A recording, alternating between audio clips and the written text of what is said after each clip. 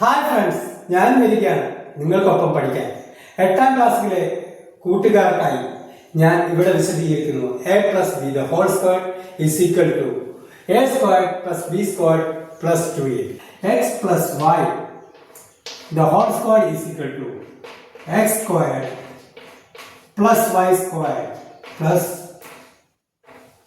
2xy എന്നാണ് പഠിക്കുന്നത്. എന്താണ് ഈ അക്ഷരങ്ങൾ കൊണ്ട് ഉദ്ദേശിക്കുന്നത്? നമുക്ക് എ സ്ക്വയർ അല്ലെങ്കിൽ എക്സ് സ്ക്വയർ എന്ന് പറയുന്ന ഒരു സ്ക്വയർ ഉണ്ട്. ആ സ്ക്വയറിനോടൊപ്പം നീളത്തിലും വീതിയിലും മറ്റൊരു അളവ് കൂടി കൂട്ടിച്ചേർക്കുന്നു.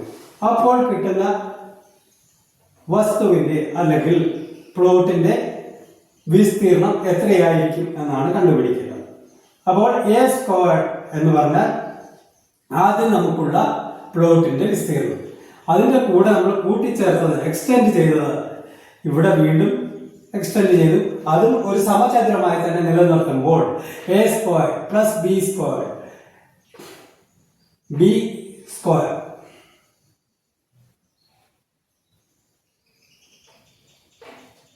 പ്ലസ് എ ബി, ഇത് എ ബി. എയുടെ നീളം ഇവിടെ പുതിയ കൂട്ടിച്ചേർത്ത വീതിയും കൂടെ ചേരുമ്പോൾ കിട്ടുന്നത് A B.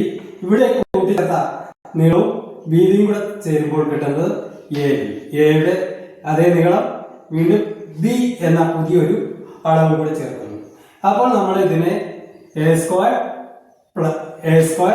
Plus B square plus 2ab ഇത് തന്നെയാണ് നമ്മൾ എക്സ് എന്ന് ചേർക്കുമ്പോൾ എക്സ് സ്ക്വയർ എക്സ് വൈ, ഇവിടെ വൈ സ്ക്വയർ, ഇവിടെ എക്സ് വൈ. അപ്പോൾ X plus Y the whole square is equal to X square plus Y square plus 2xy. X square ആദ്യം നമ്മളുള്ള പ്ലോട്ട് നമ്മൾ എക്സ്റ്റെൻഡ് ചെയ്ത അത് സമചതുരം എങ്ങനെ എക്സ്റ്റെൻഡ് ചെയ്തപ്പോൾ നീളത്തിൽ വീതിയിലും എക്സ്റ്റെൻഡ് ചെയ്തു.